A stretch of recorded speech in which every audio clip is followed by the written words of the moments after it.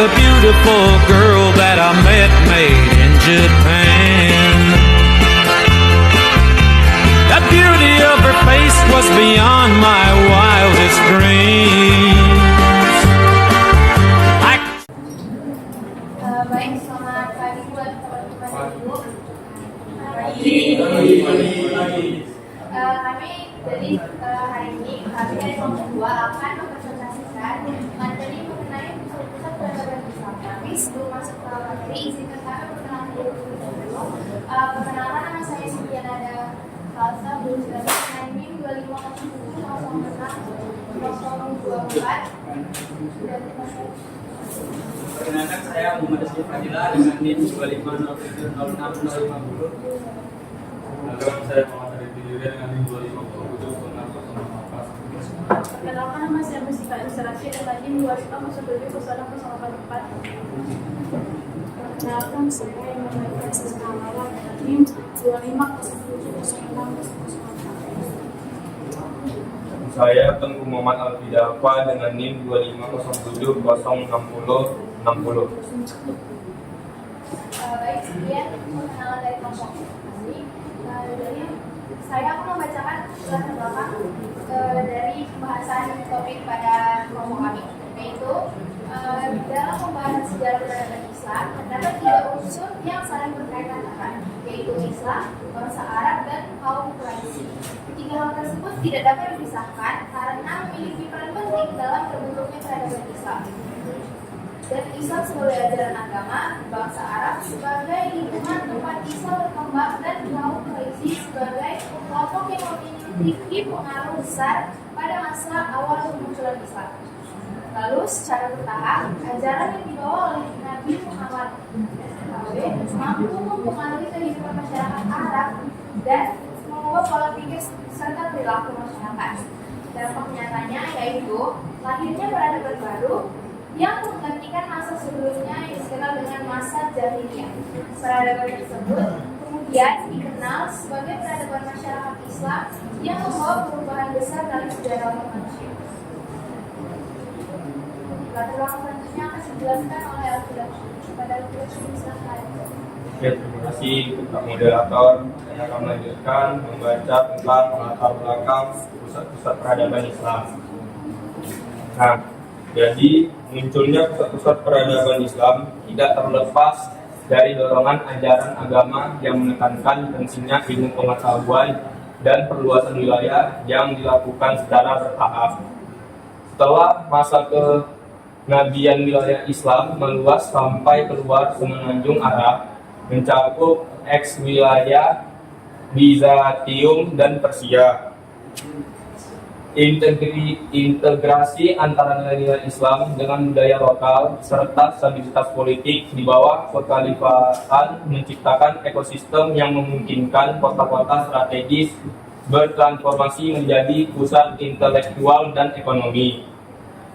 Oke, itu yang bisa saya sampaikan. Baik, lagi pada moderator. Terima kasih pada Bapak. Materi selanjutnya yaitu tentang peran Mekah dan Madinah dalam peradaban Islam yang akan dijelaskan oleh Nisa. Baiklah, terima kasih kepada moderator. Yaitu materi selanjutnya adalah peran Mekah dan Madinah dalam peradaban Islam. Yang pertama yaitu Mekah. Mekah berperan sebagai pusat spiritual dengan adanya Ka'bah. Mekah merupakan simbol persatuan umat sekaligus pusat perdagangan lintas kawasan yang mempertemukan berbagai budaya melalui jalur haji. Yang kedua yaitu Madinah. Madinah menjadi laboratorium sosial politik pertama. Di Madinah, Nabi Muhammad SAW meletakkan dasar pemerintahan melalui Piagam Madinah yang isinya mengatur pluralisme dan persaudaraan antar etnis serta agama. Saya kembalikan kepada moderator. Terima kasih pada Nisa. Selanjutnya materi mengenai peran Baghdad, Kairo, dan Damaskus akan dijelaskan oleh Adit. Pada Adit, silakan. Baik, saya akan menjelaskan peran Baghdad, Kairo, dan Damaskus. Pertama itu adalah Baghdad. Baghdad didirikan oleh Khalifah Al-Mansur dan dirancang sebagai pusat intelektual, yaitu Baitul Hikmah, sebagai tempat kumpulan ilmu. Baik sederhana besar ini lakukan. Sama itu ada bidang sains, tokoh seperti Al-Khawarizmi menemukan algoritma dan aljabar. kedua itu adalah bidang kedokteran. Tokoh seperti Rajek mengidentifikasi perbedaan antara kata air dan sampah. Yang kedua yaitu Kairo. Kairo menaruh pendidikan dan sains optik. Kairo di bawah dinasti Fatimiyah dan kemudian Ayyubiyah menjadi penyeimbang Baghdad.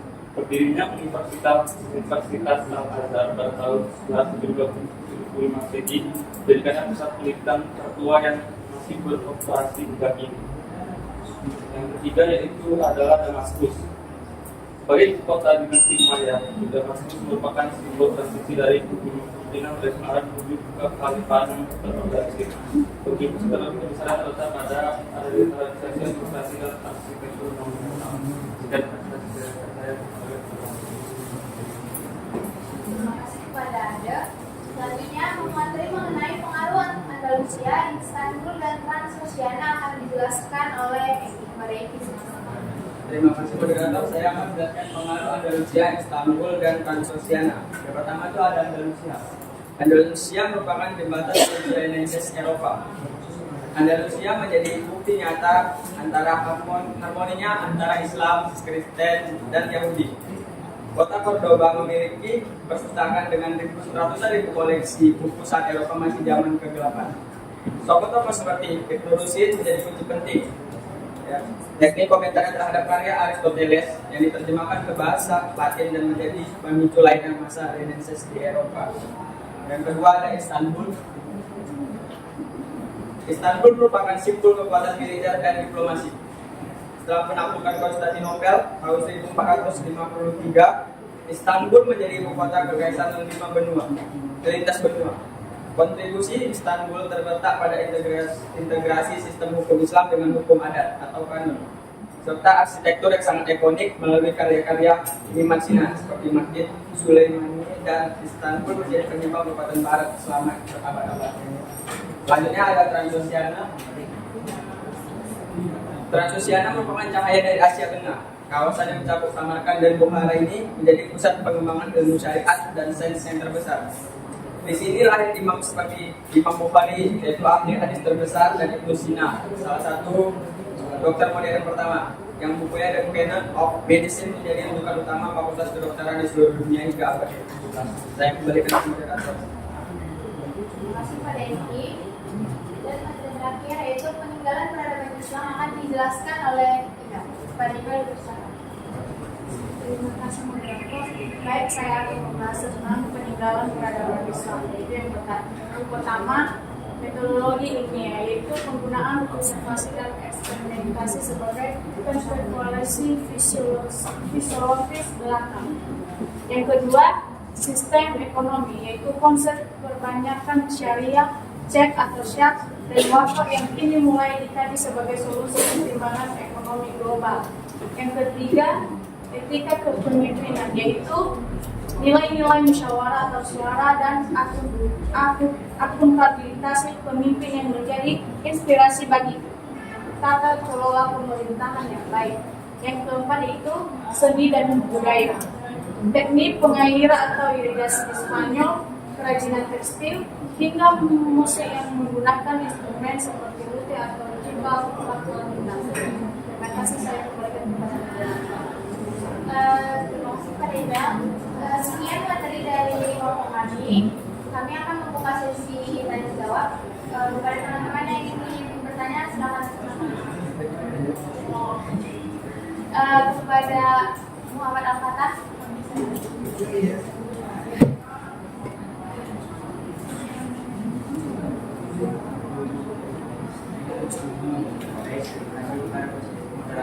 Perkenalkan, nama saya Muhammad Al-Fatah Rizky dengan NIK 25070602, dan saya akan bertanya kepada Ali Dafa.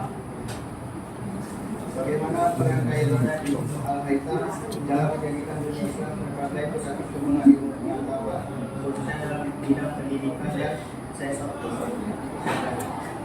Terima kasih. Nanti pertanyaannya bisa dikirim di grup. Ada yang lain? Nuri. Terima kasih atas waktunya. Perkenalkan, saya saya dari kelompok 5. saya yaitu dari berbagai peradaban transsosial.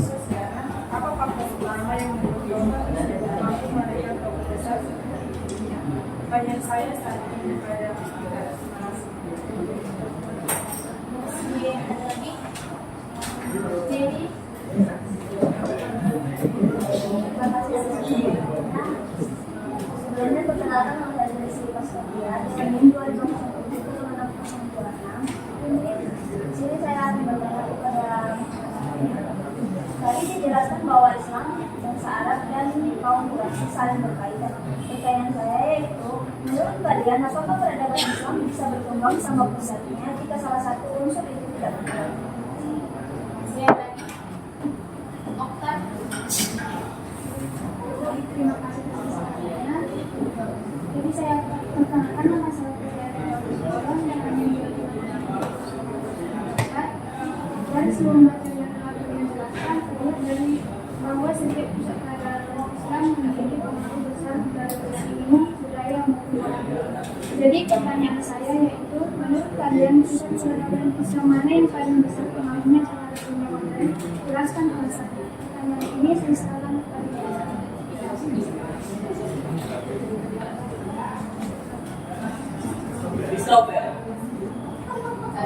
Gilbert.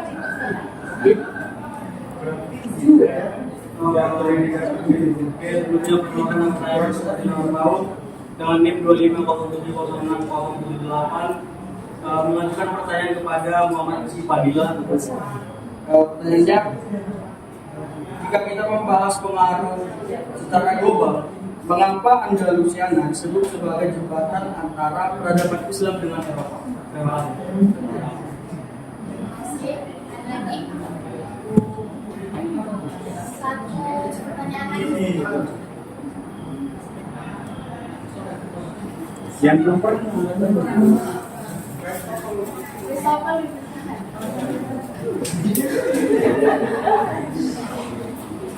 Maka nama saya Pasar Ibu dengan ini 2022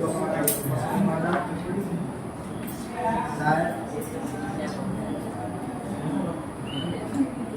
bisa mengenai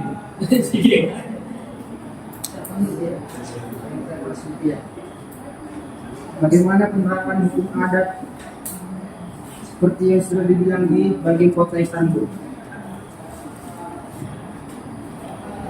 Terima kasih. Baik, terima kasih kepada teman-teman yang sudah memberikan pertanyaannya. Izinkan kami berdiskusi untuk mencari jawaban dari pertanyaan sekalian. Saya kembali ke pertanyaan.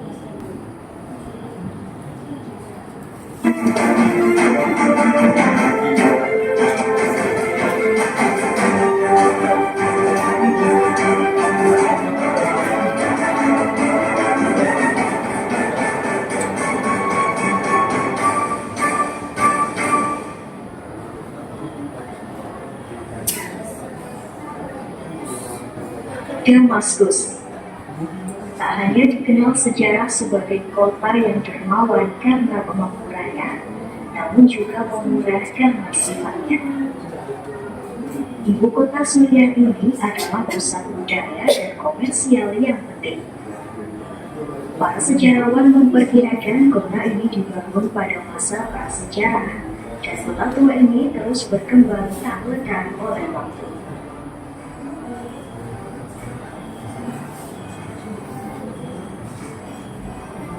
Kota tertua di Timur Tengah ini didirikan pada milenium ketiga sebelum Masehi. Meskipun Damaskus terkenal sebagai kota kuno, namun masih belum jelas kapan tepatnya oasis itu pertama kali dihuni. Penggalian pada tahun 1950 menunjukkan bahwa pusat kota ada pada milenium keempat sebelum Masehi di Tal al-Salhiyah, negara Damaskus. Tembikar dari milenium ketiga sebelum Masehi telah ditemukan di kota tua dan disebut Damaski, yang ditemukan di tablet tanah liat di Ewa yang berasal dari periode yang sama. Referensi tertulis pertama yang pasti tentang kota ini ada dalam tablet hieroglif Tel El Amarna di Mesir, di mana kota tersebut terdaftar di antara wilayah yang ditaklukkan oleh Thutmose III pada tahun 1490 sebelum Masehi.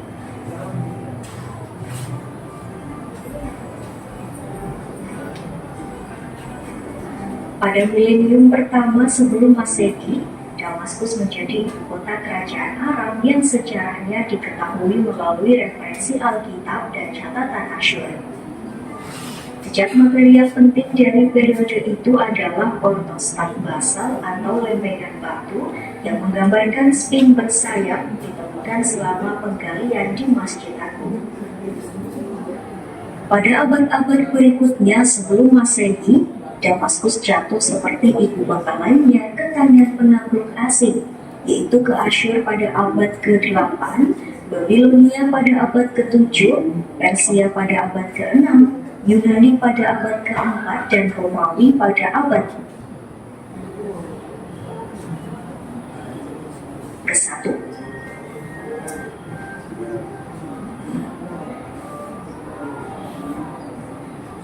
Dengan penaklukan Alexander Agung pada 333 sebelum Masehi, Damaskus menjadi bagian dari dunia Helenistik selama hampir 1000 tahun.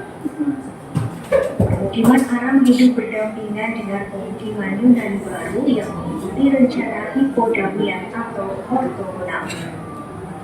Penggabungan ke dalam Kekaisaran Romawi melanjutkan tradisi Helenistik dan memberi Damaskus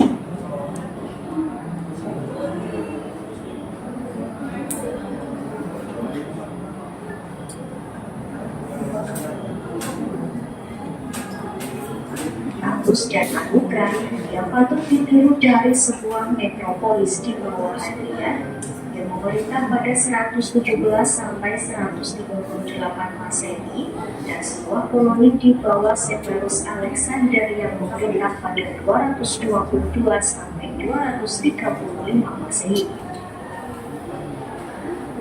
Terdapat benteng di sudut barat laut sebagai fondasi Romawi. Sekitar 660 kaki atau 200 meter dari sebelah timurnya terdapat Masjid Agung Damaskus yang dibangun oleh Bani Umayyah di situs yang sama dengan gereja Bizantium Santa John, kuil Romawi Jupiter, dan tempat suci Aram dari Hadad. Bangunan lain yang masih dilestarikan adalah Kapel Ananias, memperingati pertobatan Saulus dari Tarsus di Damaskus yang menjadi Rasul Paulus. Bangunan itu berdiri di dekat ujung timur jalan Nida Pasar yang juga dikenal sebagai jalan yang lurus dalam Perjanjian Baru. Sebagai bagian Suriah lainnya, kota ini dikristenkan pada abad ke-4. Dengan pembagian Kekaisaran Romawi pada tahun 395, Damaskus menjadi pos militer penting bagi Kekaisaran Bizantium. Perbedaan doktrinal, teologis, dan politik bagaimanapun semakin memisahkan Konstantinopel dari Suriah. Selain itu, perang Persia pada abad ke-6 yang sebagian besar terjadi di tanah Suriah menghancurkan kehidupan ekonomi negara tersebut. Akibatnya Damaskus membuka gerbangnya dengan tidak segan-segan kepada tentara Muslim pada tahun 635.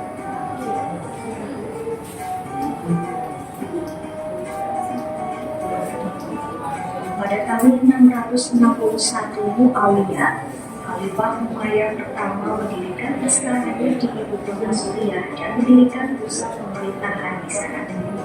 Selama hampir 1 abad setelahnya, kota itu berfungsi sebagai ibu kota kerajaan yang meluas dan yang sekarang menjadi Spanyol di dalam perbatasan Cina saat ini.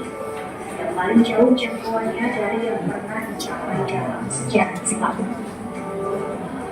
Monumen utama yang masih ada pada periode ini adalah Masjid Agung Damaskus, dibangun oleh Khalifah Umayyah Al-Walid antara 706 dan 711. Meskipun telah rusak, dibakar, dan diperbaiki beberapa kali, namun Masjid Agung Damaskus tetap menjadi salah satu keajaiban arsitektur Islam. Setelah jatuhnya Bani Umayyah pada tahun 750, maka penerus Abbasiyah memindahkan ibu kota mereka ke Baghdad. Damaskus mundur ke status kota provinsi, dikenakan hukuman oleh dinasti baru karena banyak pemberontakannya. Bangunan Umayyah dihancurkan dan benteng kota dibongkar. Ketika rute perdagangan berubah, Damaskus juga kehilangan banyak keunggulan ekonominya. Situasi tidak membaik dengan penyerahan kedaulatan dari Baghdad ke Kairo pada akhir abad ke-9, atau ketika para petualang Turki bergiliran memerintah Damaskus baik secara independen atau di bawah kekuasaan nominal, baik Fatimiyah atau Saljuk selama abad ke-11. Perang salib menjadi ancaman serius bagi kota tersebut pada akhir abad ke-11. Damaskus mengalami banyak serangan dan pengepungan serta kehilangan sebagian besar daerah pedalamannya. Selama periode kacau ini, tembok kota dibagi kembali dengan gerbang yang diperkuat dan sebuah benteng didirikan di sudut barat lautan. Menyerunya pemukiman yang homogen, tertutup, dan mandiri muncul pada periode ini. Pada abad ke-12, kota ini dibagi menjadi komunitas terpisah. Setiap lingkungan dilengkapi dengan fasilitasnya sendiri, termasuk masjid, pemandian, dapur umum, pasokan air mandiri, dan pasar kecil.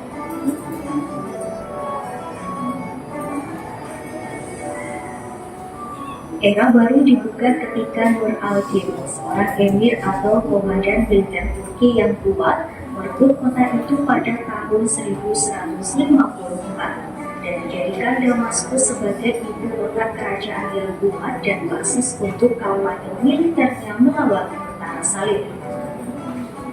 Selama lebih dari 150 tahun, Damaskus adalah basis perjuangan Muslim melawan perang salib. Damaskus mengalami dua bencana besar berturut-turut di tengah periode Mamluk. Yang pertama, wabah pes memusnahkan setengah dari populasi kota. Bencana kedua adalah penjarahan kota pada tahun 1401 oleh Tito, disertai dengan kebijakannya untuk mendeportasi pengrajin terakhir ke ibu kotanya sendiri di Samarkand atau sekarang Uzbekistan.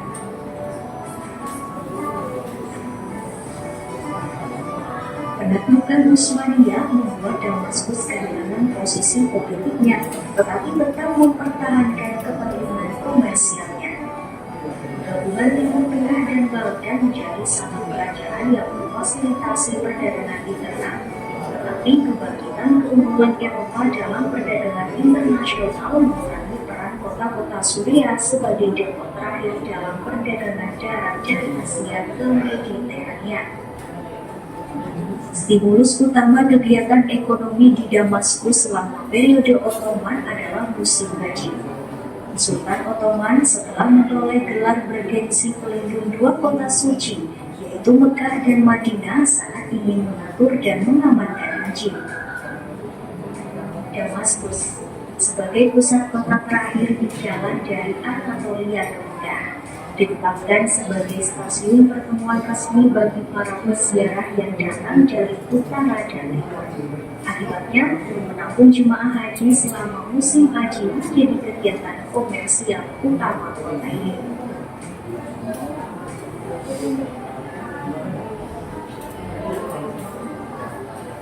Suriah secara paksa ditempatkan di bawah mandat Prancis, dan Damaskus jatuh ke tangan tentara Jenderal Henry Kouraoud pada 25 Juli 1920 setelah pertempuran Marisalun.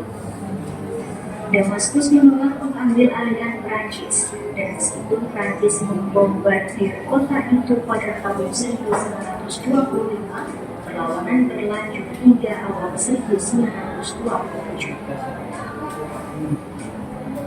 Sebuah rencana kota baru segera diberlakukan yang menghasilkan barisan perumahan modern di sekitar kota tua yang secara efektif memisahkan dari kota. Di kota modern ini, norma sosial, budaya, dan arsitektur Eropa secara langsung bersaing dengan norma-norma tradisional. Tahun-tahun Suriah di bawah mandat Prancis menyaksikan aktivitas politik yang intens yang mencakup seluruh spektrum ideologis, termasuk liberalisme, komunisme, dan yang terpenting nasionalisme Arab. Orang-orang Damaskus bersama dengan rekan senegaranya berjuang untuk kemerdekaan negara mereka dan untuk tujuan yang lebih luas dari satu negara Arab.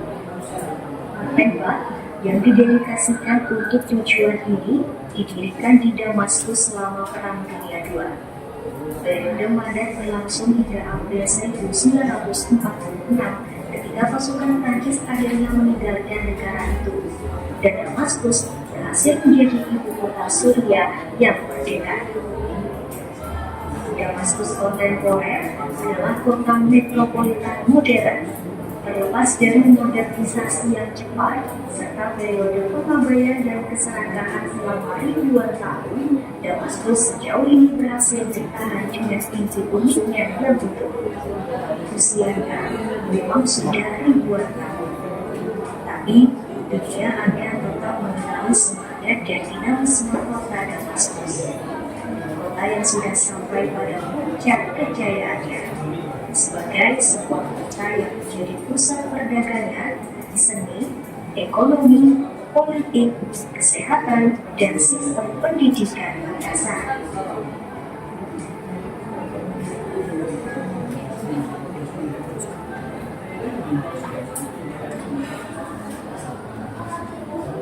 Baik, jadi di sini kelompok 2 akan menjawab pertanyaan dari sekalian dimulai dari Alfidama kepada Alfidama.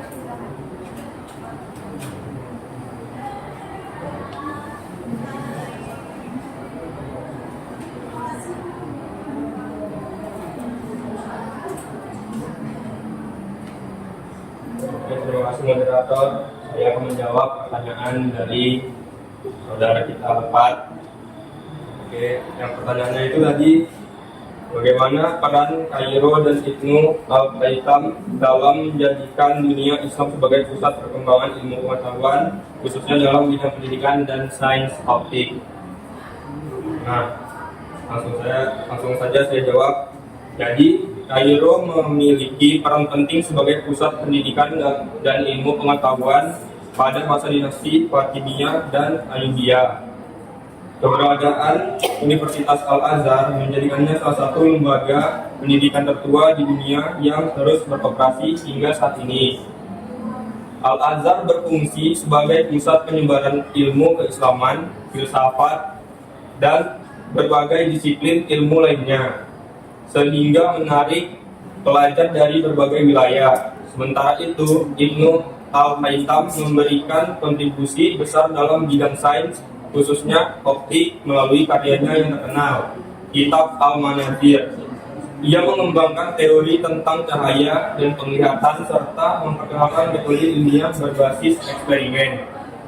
Pendekatan ini menjadi dasar sebagai perkembangan ilmu pengetahuan modern dengan adanya institusi pendidikan yang kuat di Kairo serta kontribusi ilmuwan seperti Ibnu Al-Haytham di dunia Islam pada masa itu, dan menjadi berhasil salah satu pusat utama perkembangan ilmu pengetahuan di dunia.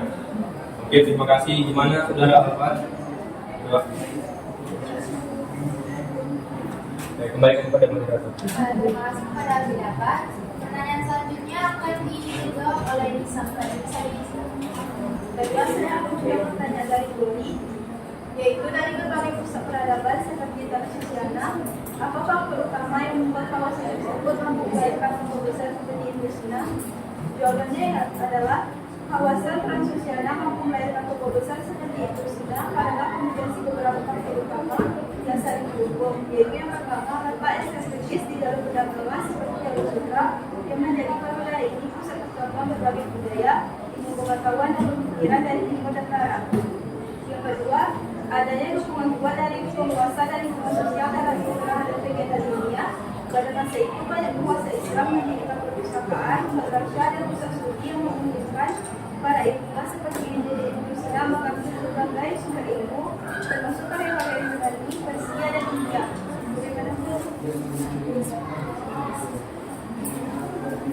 Terima kasih kepada Nisa. Pertanyaan yang ketiga akan dijawab oleh Adi kepada Adi.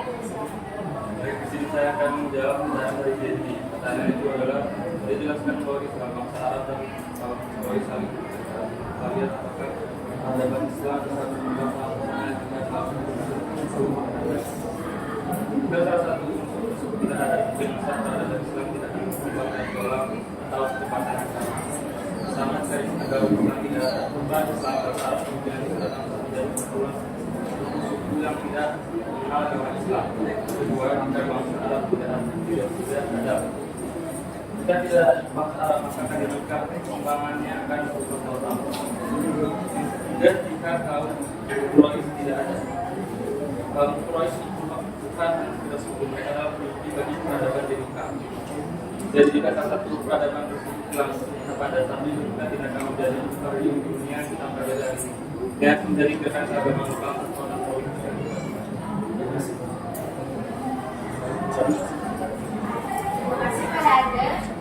Selanjutnya, pertanyaan selanjutnya akan dijawab oleh Pak Dedi. Terima kasih moderator. Tadi pertanyaan dari saudara Gilbert, mengapa pengaruh Andalusia disebut sebagai jembatan antara peradaban Islam dan Eropa secara global? Secara singkat itu jawabannya, Andalusia disebut sebagai jembatan antara peradaban Islam dan Eropa karena menjadi pusat pertukaran ilmu dan budaya yang membantu Eropa keluar dari abad ke-8. Ada 3 poin utama yang menjadi pengaruhnya. 1. Sebagai pusat penerjemah. Karya ilmiah dan filosofis berbahasa Arab diterjemahkan ke dalam bahasa Latin, terutama melalui sekolah penerjemah Toledo, sehingga Eropa dapat mengakses kembali ilmu pengetahuan yang hilang. Kedua, destinasi akademis. Cendekiawan dan pelajar-pelajar dari berbagai penjuru Eropa datang ke kota-kota seperti Cordoba dan Sevilla untuk belajar kedokteran, matematika, dan astronomi. Ketiga itu ada kontribusi tokoh. Lahirnya filsuf-filsuf dan ilmuwan seperti Ibn Rushd atau Averroes yang pemikiran sangat mempengaruhi teologi dan ilmu pengetahuan di Eropa pertengahan. Bagaimana saudara itu? Terima kasih. Terima kasih Pak Dedi. Pertanyaan yang keempat akan dijawab oleh Mbak Maria Lisa. Terima kasih moderator. Baik, saya akan menjawab pertanyaan dari saudara Alta, yaitu pertanyaannya, dari seluruh materi yang telah kalian jelaskan terlihat bahwa setiap pusat peradaban Islam memiliki pengaruh besar dalam bidang ilmu, budaya maupun politik. Menurut kalian pusat peradaban Islam mana yang paling besar pengaruhnya terhadap dunia modern? Yaitu menurut kami pusat peradaban Islam yang paling besar pengaruhnya terhadap dunia modern adalah Baghdad pada masa dinasti Abbasiyah. Hal ini karena Baghdad menjadi pusat ilmu pengetahuan dunia melalui Beiko, tempat berkembangnya berbagai ilmu seperti matematika, kedokteran, dan astronomi. Tokoh seperti Al-Khawarizmi dan Ibnu Sina memberikan kontribusi besar yang masih digunakan hingga sekarang. Selain itu, ilmu dari Baghdad menyebar ke Eropa dan memicu Rens. Jadi alasannya karena Baghdad berpengaruh besar karena menjadi pusat lahirnya ilmu pengetahuan yang menjadi dasar perkembangan dunia modern.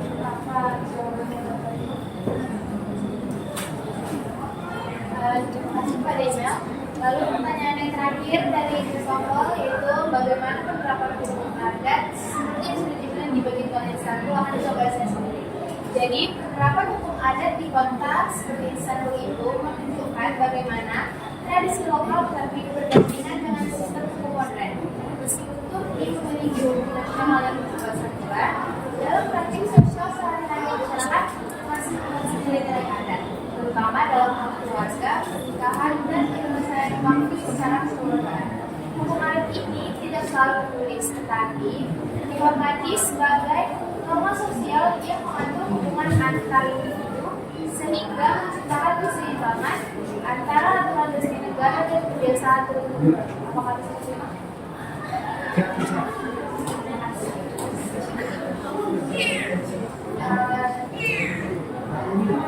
Kesimpulan pada presentasi kelompok 2 hari ini yaitu sejarah pusat peradaban Islam sangat menunjukkan bahwa kemajuan umat Islam lahir dari perpaduan antara ajaran agama, semangat dalam mencari ilmu, dan kemampuan dalam membangun masyarakat yang bertata. Islam bermula dari Mekah dan Madinah yang dimana berpusat sebagai fondasi utama yang menanamkan nilai tauhid, nilai persaudaraan, nilai keadilan serta sistem sosial dan praktik. Dari dua kota ini, Islam berkembang menjadi kekuatan besar yang membawa perubahan bagi dunia. Warisan peradaban Islam juga masih dirasakan hingga masa kini, seperti metode ilmiah, lembaga pendidikan, sistem ekonomi syariah, sistem bangunan, dan nilai musyawarah dalam pemerintahan. Oleh karena itu, sejarah pusat-pusat peradaban Islam penting dipelajari agar generasi sekarang dan selanjutnya dapat memahami kontribusi besar Islam terhadap dunia serta dapat menjadikannya inspirasi dan motivasi untuk membangun masa depan yang lebih baik. Sekian presentasi mengenai kontribusi peradaban Islam dari kelompok 2. Juga ada salah satu mohon dimaafkan. Terima kasih dan selamat pagi.